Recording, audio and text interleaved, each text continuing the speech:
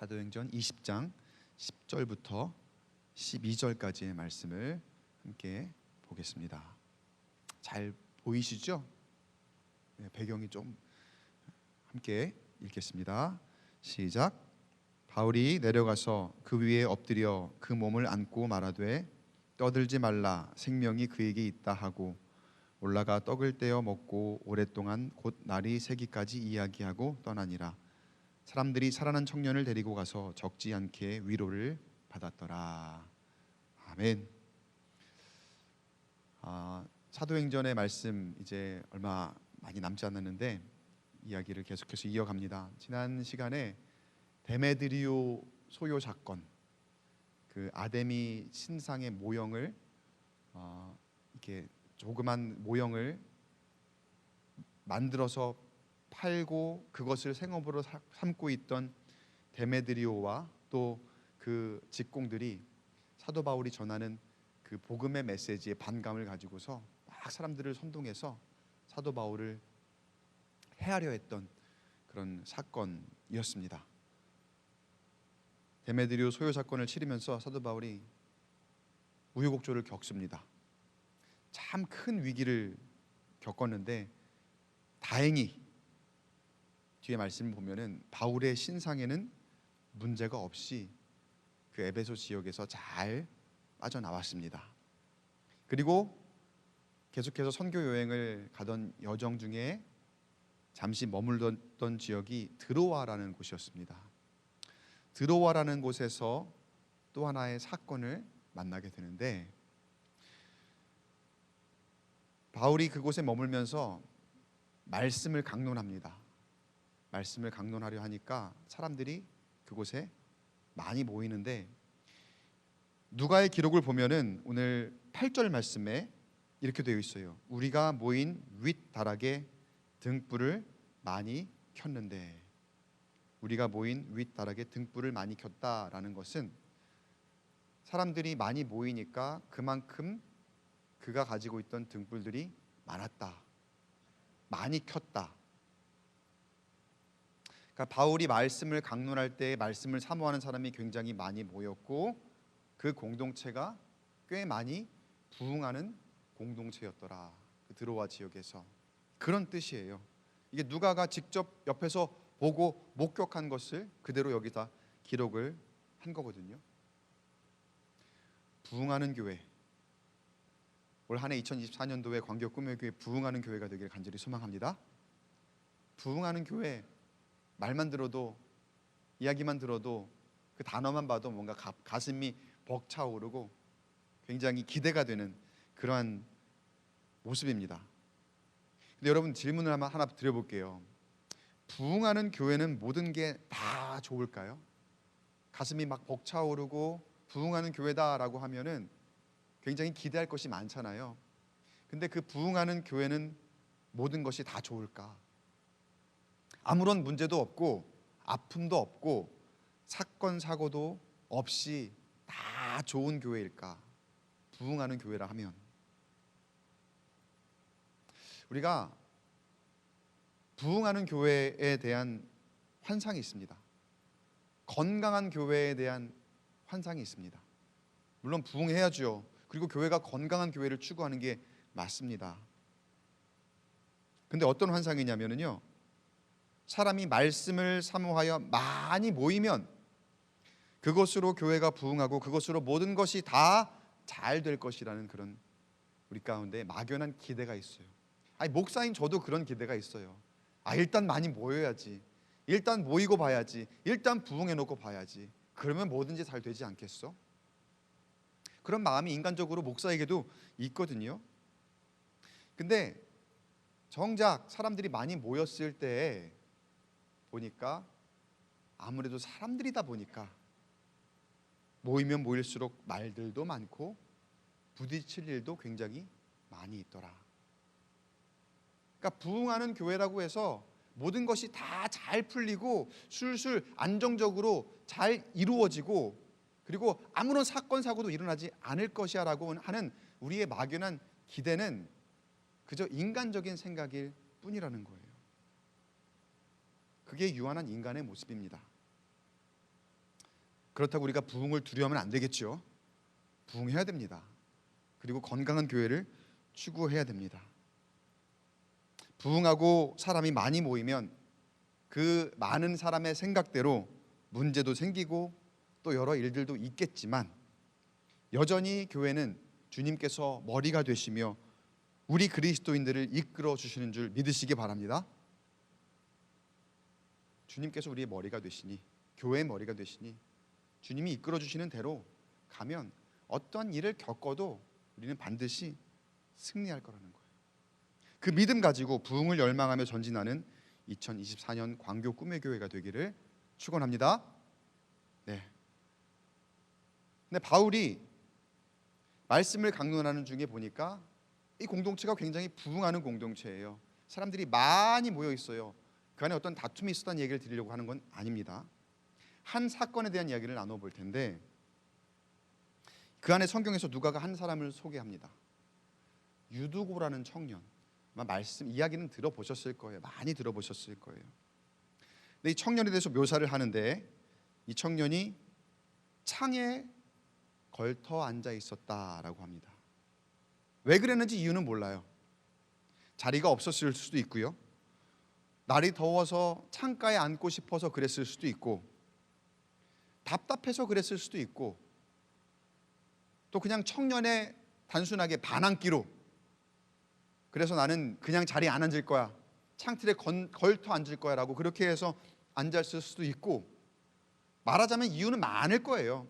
그런데 그 이유를 우리가 확실하게는 몰라요. 성경에서 이야기해 주고 있지 않습니다. 그런데 이 청년이 졸기 시작합니다. 그것도 깊이 졸았다라고 성경에서 이야기를 해요. 그러다 바울의 말씀이 조금 길어지니까 어떤 사건이 벌어지느냐. 9절 말씀에 유두고라 하는 청년이 창에 걸터 앉아 있다가 깊이 졸더니 바울이 강론하기를 더 오래 하매 졸음을 이기지 못하고 3층에서 떨어지거늘 일으켜 보니 죽었는지라. 창에 걸터 앉아 있다가 깊이 졸았대요. 그런데 그 다음에 바울이 강론하기를 더 오래 했다. 여기 보면은 왜 죽었을까, 왜 그렇게 되었을까라고 하는 원인이 될 만한 이야기들이 참 많이 나오거든요. 그리고 3층에서 떨어져 죽었는데 그 이유에 대한 의견들도 굉장히 그 이후의 설교를 통해서 목사님들의 설교를 통해서든 아니면 학자들의 견해를 통해서든 많이 나와 있어요. 그 중에 대표적인 것들이 두 가지를 볼게요. 첫째 의견은 청년이 문제다. 청년이 집중을 안 했으니까 졸았을 거 아니냐. 청년이 자세가 불량했다. 애초에. 그래서 그 청년이 잘못했다. 청년이 그렇게 떨어질 만한 그런 환경과 배경 속에 있었다라고 하는 그런 첫 번째 의견이 있는가 하면 둘째 의견은 뭐냐면요. 둘째 의견은 설교가 문제다. 말씀이 길어졌지 않느냐. 바울이 강론하기를 오래 하매 했을 때에 그가 깊이 졸았고 그가 그때 떨어졌다. 그러니까 사도 바울의 그 말씀이 굉장히 길고 또 청년이 듣기에는 지루했을 것이다 라고 하는 그 두 번째 의견이 있어요. 어떤 그 설교학 책 중에 이런 제목이 있더라고요. 유두고도 이래서 졸았다. 유두고도 이래서 졸았다라고. 이게 책 제목이에요. 그러니까 졸지 않게 어떻게 설교할 수 있을까? 유두고가 왜 졸았을까? 설교는 졸지 않게 해야 된다. 뭐 거기에 대한 제가 그 책을 읽어보진 않았어요. 제목이 그렇더라고요. 제목이 흥미로워서 한번 찾아봤는데 둘 다 맞을 수도 있고 아닐 수도 있습니다. 청년이 문제일 수도 있고요. 사도 바울의 설교가 너무 길고 지루했을 수도 있습니다. 근데 그 이유를 명확하게 왜 그랬는지는 우리가 알 수는 없어요. 각자의 말이 있습니다. 각자의 의견이 있을 수도 있습니다. 그런데 여러분, 제가 여러분과 함께 나누는 오늘 이 사도행전 20장의 말씀 가운데 하나님께서 이 말씀을 통해 우리에게 주시는 메시지의 핵심이 무엇일까? 그걸 한번 생각해 보세요. 이 메시지의 핵심은 유두고가 왜 죽었느냐? 그게 핵심이 아니에요. 그게 핵심이 결코 아니라는 거예요. 유두고가 죽을 수도 있어요. 누구나 무슨 일을 당할 수도 있어요. 그런데 그런 일을 보았을 때, 그런 일을 겪었을 때, 그런 일을 당했을 때에 우리의 모습을 한번 생각해 보세요. 사람들은 자기의 생각대로, 자신의 말대로, 오늘 성경의 표현을 빌리자면 제각기 떠듭니다. 왜 그랬대? 유두고가 저기 그 청년이 3층에서 떨어졌다는데 사람들이 이제 수군거리고 떠들고 하는 거죠. 왜 죽었대? 어떻게 된 거래? 그러면서 나름대로 자기의 생각과 자기의 상상력 다 동원해서 분석을 하기 시작합니다. 글쎄 졸았대. 왜 졸았대? 그러면 이제 아까 그런 이유가 나오는 거죠. 목사님 설교가 기니까 그럴 줄 알았어. 내가 평소에도 그렇게 길게 하시더만. 그런가 하면 그 청년의 태도를 생각하면서, 청년의 태도를 꼬집으면서 내가 그 청년 평소부터 불량하더만, 내가 그 청년 평소부터 보니까 맨날 늦게 오더만, 언제가 한번 그런 일 당할 줄 알았어. 각자 나름대로의 생각, 나름대로의 말로 막 분석을 하는 거예요. 유두고가 3층에서 떨어져 죽은 사건 하나를 놓고서 사람들이 이야기를 하는 가운데에 그때 사도 바울의 한마디, 뭐라고 합니까? 떠들지 마라. 그에게 생명이 있다. 여러분, 중요한 거는 사도 바울이 왜 떨어져 죽었는가가 아니에요. 사도 바울에게 중요한 것은 생명이에요, 생명.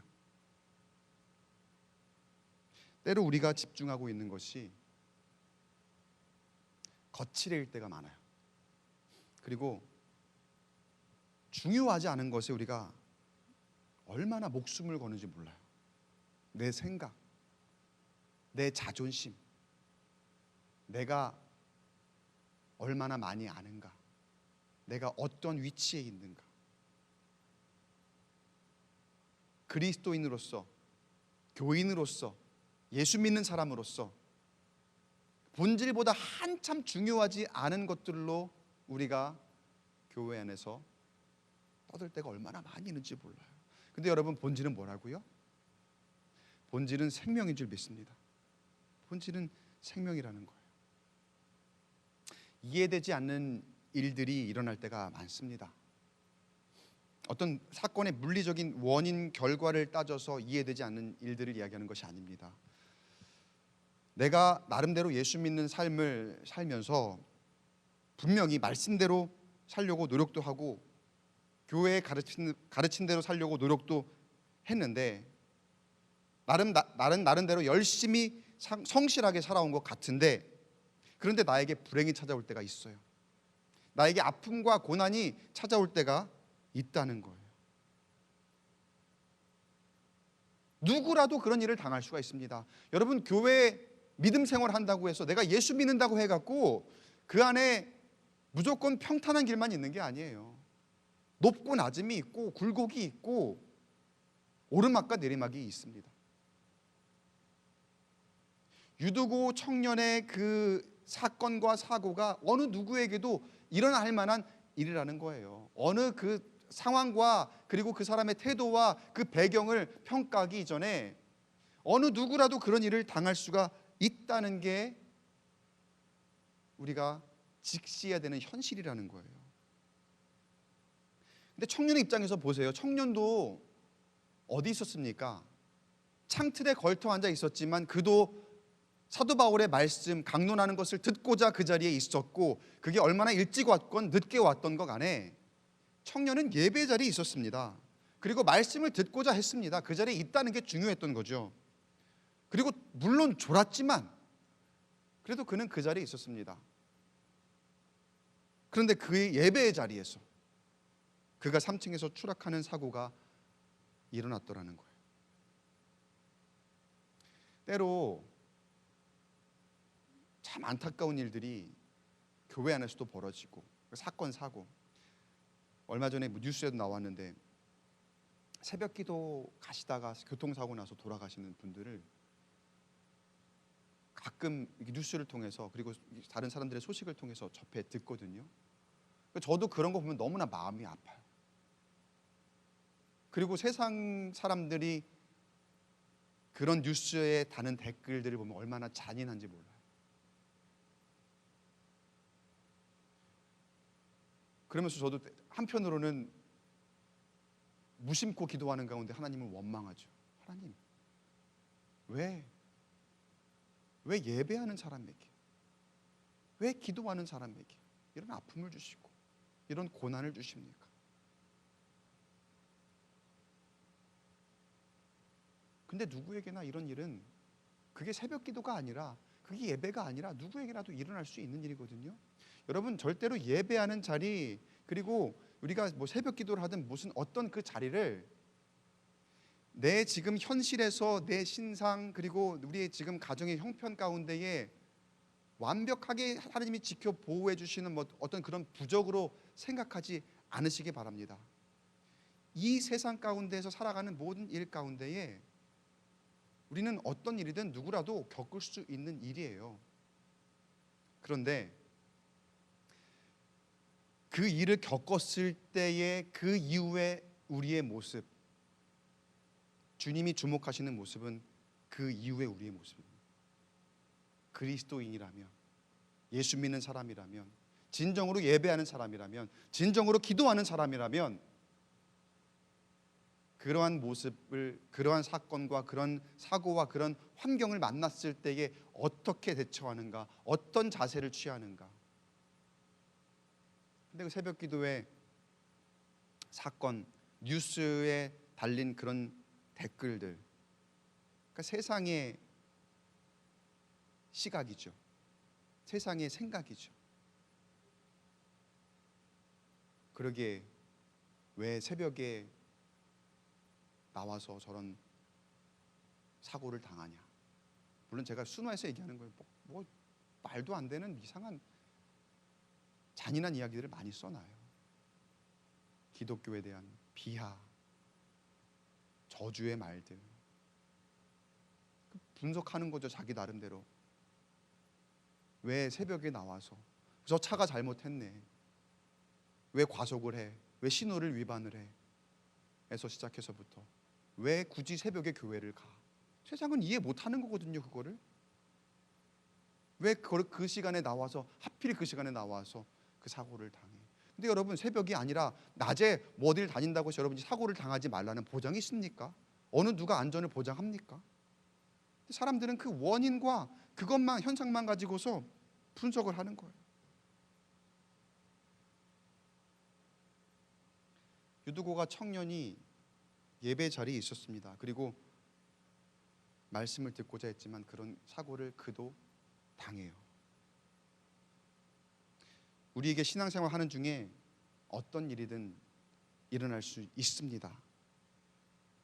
그러나 하나님께서는 무슨 일을 만나든지 우리 안에 여전히 생명이 있음을 보여주시는 줄 믿습니다. 어떤 일을 만나든지 여러분, 주님이 주시는 영원한 생명은 우리 가운데 있다는 거예요. 우리가 겉으로 보기에는 죽은 것 같아도 하나님은 그 안에 생명이 있음을 알려주셨습니다. 우리가 이래저래 나름대로 내 잘난 맛에 내가 아는 대로 떠들지만 여러분, 그것으로는 생명을 얻지 못해요. 진짜 중요한 것은 내가 말하는 것과 내가 생각하는 것으로 아무것도 할 수 없습니다. 그럼 무엇이, 어떤 것이 진정 그 생명을 살리고 중요한 것을 할 수 있는가? 10절 말씀 볼게요. 10절 말씀 우리 한 목소리로 같이 한번 읽어보겠습니다. 시작.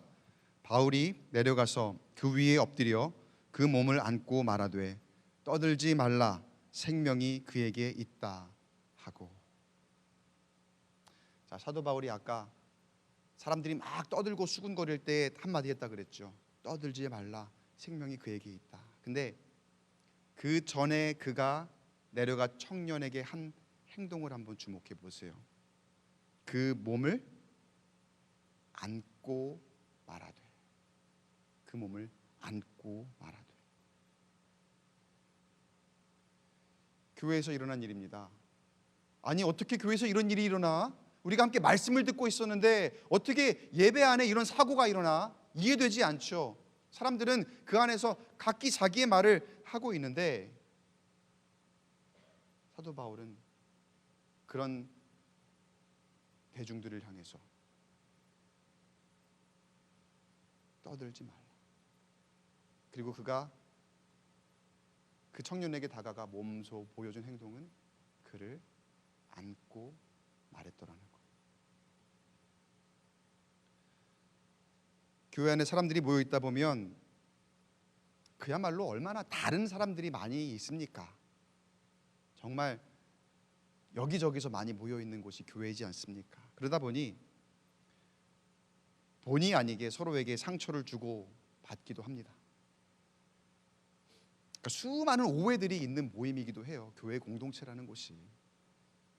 그런데 때로 우리가 어떤 문제를 해결하는 과정을 보면, 어떤 상처를 대하는 우리의 자세를 보면 교회답지 못할 때가 참 많아요. 다분히 세상적인 방식으로 따지고 해결하려고 한다는 거예요. 그 무수히 많은 세상의 댓글과 그렇게 다르지 않게. 누가 상처를 받았어요. 여러분, 그러면 그 상처를 감싸고 치유하는 게 중요합니까? 아니면 상처 준 사람의 잘못을 따지는 게 중요합니까? 물론 둘 다 중요합니다. 어떤 때는 엄격하게 잘잘못도 따져야 되고, 그리고 당연히 상처 준 사람 상처를 싸매고 치유해야죠. 근데 그 중에 더 중요한 것이 무엇인가 물으신다면 여러분 어떻게 답하시겠습니까? 뭐가 더 중요합니까? 잘 모르시겠어요? 답은 다 아실 거예요 아마. 근데 모르신다면 제가 여러분 모를 때마다 답을 찾을 곳을 알려드릴게요. 그 답은 바로 예수 그리스도입니다. 믿으십니까? 여러분이 뭐 이렇게 딜레마에 빠져 있어요. 그리고 어떻게 답을 해야 될지 모르겠어요. 그러면 모를 때마다 그 답을 찾을 곳은 바로 예수 그리스도. 올해 광교 꿈의 교회 주제를 Be the Christian, 굉장히 단순하게 지었어요. 그리스도인이 되어라. 그 말은 곧 예수 그리스도 안에서 모든 답을 찾으라는 말이에요. 기본으로 돌아가서. 예수님은 상처가 있는 사람들을 보셨을 때 상처를 감싸고 치유하는 것과 상처 준 사람의 잘못을 따지는 것 중에 어떤 것을 더 중요하다 하셨을까요?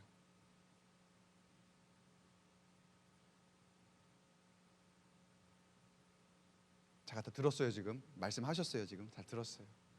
상처를 싸매는 걸 더 중요하게 여기시죠.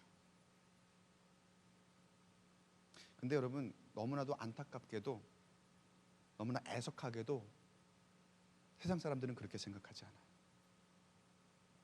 그리고 우리가 무심코 나도 모르게 그 세상의 영향을 받아서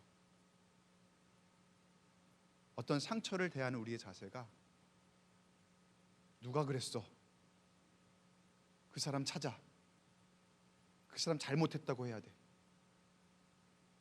그러한 쪽에 좀 더 우리가 마치 경찰이나 검찰이 수사하듯이 그렇게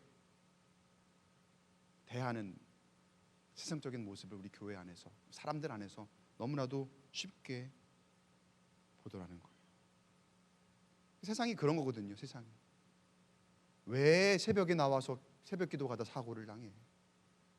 이 사람이 죽었는데 왜 차가 과속을 해서 사람을 죽여? 사람이 죽었는데. 그러나 여러분, 그리스도인은 달라야 합니다.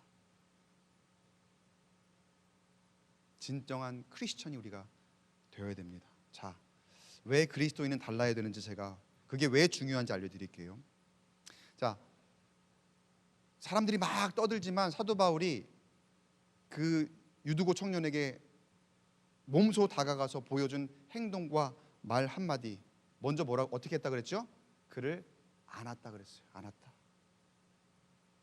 그리고 떠들지 말라, 생명이 그에게 있다.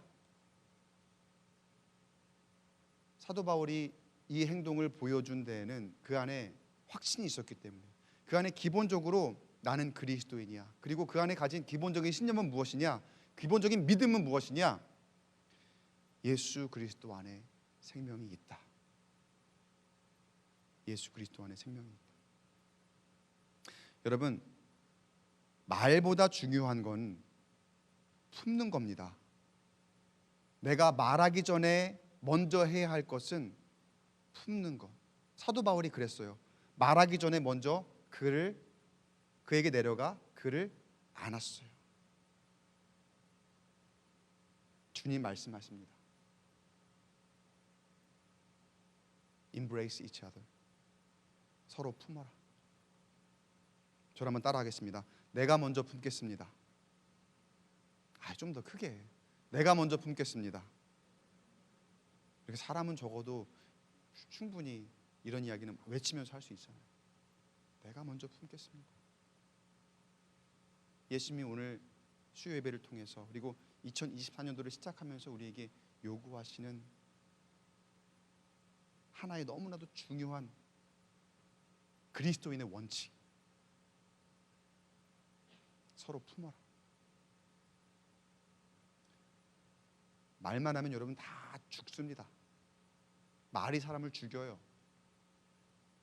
유대인들이 예수님을 죽인 것도 말로부터 시작했고요. 그리고 그 익명의 인터넷 매체에 달린 그 댓글들, 그것도 일종의 말이죠. 말. 그 말이 얼마나 날카로운 흉기가 되어 사람을 죽입니까? 그러나 품으면 죽은 것도 살릴 줄 믿습니다. 죽은 사람도 살리는 게 품는 마음이에요. 어떤 물리적인 것만을 얘기하는 게 아니에요, 여러분. 우리가 심리적으로, 영적으로 얼마나 지금 많이 죽어가는지 몰라요. 그래서 정신과를 찾는 사람들이 그렇게 더 많아진대요, 요즘에. 그러니까 심리적으로 너무나 연약해 있어요.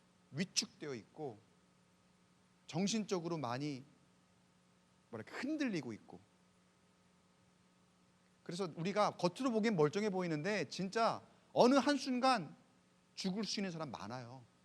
지금 이 시대에 매체에 중독되어 있고 다른 약물에 중독되어 있고, 그러다 보니까 어느 한순간, 그리고 지금도 조금씩 겉으로 보기와는 다르게 죽어가는 사람이 얼마나 많은지 몰라요. 근데 그런 사람들을 우리가 말 한마디 잘못하면 죽이는 거예요.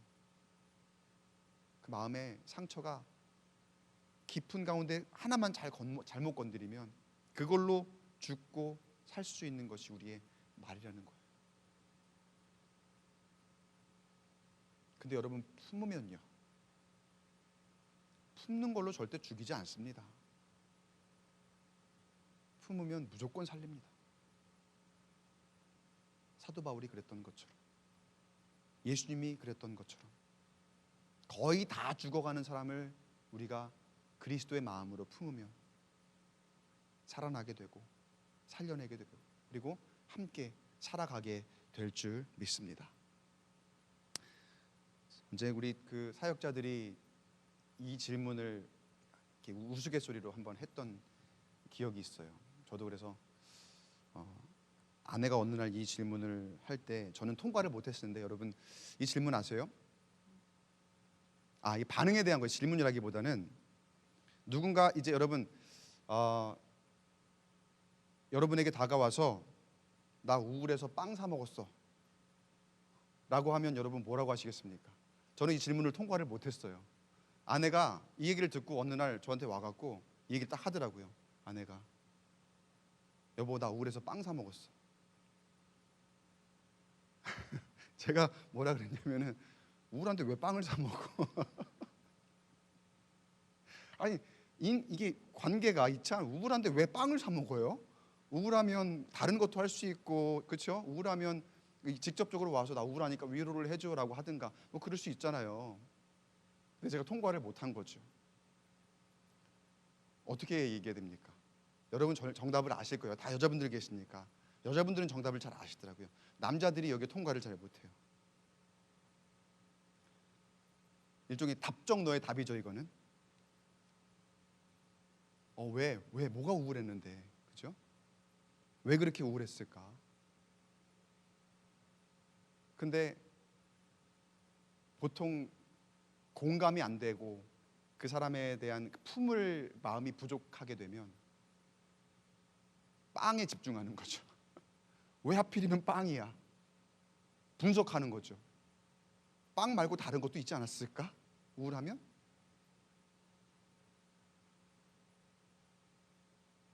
여러분, 우리 안에 예수님이 주신 마음으로 분석하지 마시고 이유 따지지 마시고 한번 품음으로 시작한 한 해가 되기를 간절히 소망합니다. 그러면 살아납니다.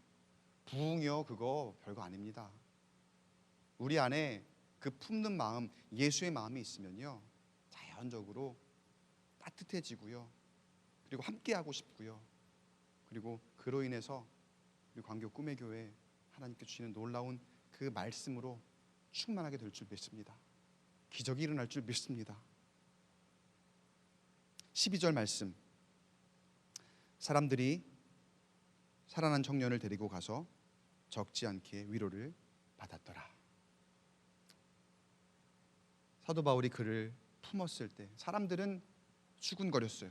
사람들은 떠들었어요. 자기 나름대로 각자의 말을 했지만 아마 그러면 저는 모르긴 몰라도 그냥 죽었을 거예요. 근데 사도 바울이 품었습니다. 그리고 사도 바울이 그를 위해 기도했습니다. 그때에 그가 어떻게 되었다? 살아났다. 살아났다. 여기 분명히 성경에서 이 얘기 살아난 청년이라고 얘기했어요. 살아난 청년.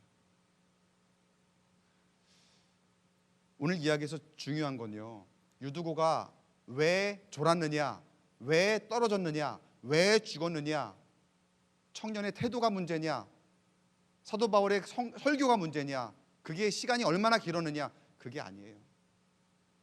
왜 하필이면 3층이냐, 왜 창틀에 걸터 앉았느냐, 왜 창문은 견고히 닫혀 있지 않았느냐, 그게 중요한 게 아니에요. 중요한 건 청년이 살아났다는 거. 어떻게 해요? 어떻게 살아났습니까? 어떤 말로 살아나지 않았습니다. 사도 바울이 안았을 때, 사도 바울이 품었을 때 그가 살아나게 된 줄 믿습니다. 여러분, 그 어떤 말로 해결할 수 없습니다. 안아야 합니다. 품어야 합니다. 그게 예수님의 사랑이고, 그게 예수님의 은혜고, 그게 예수님의 마음입니다. 바라기는 우리 광교 꿈의 교회 성도 모두가 중요하지 않은 것에 목숨 걸지 않고 진정 중요한 것을 붙들고, 진정 중요한 건 생명이라 그랬어요. 예수님 주시는 영원한 생명, 그것을 붙들고 참 그리스도인으로, be the Christian, 그리스도인으로 살아가는 저와 여러분 되시기를 주님의 이름으로 간절히 축원합니다.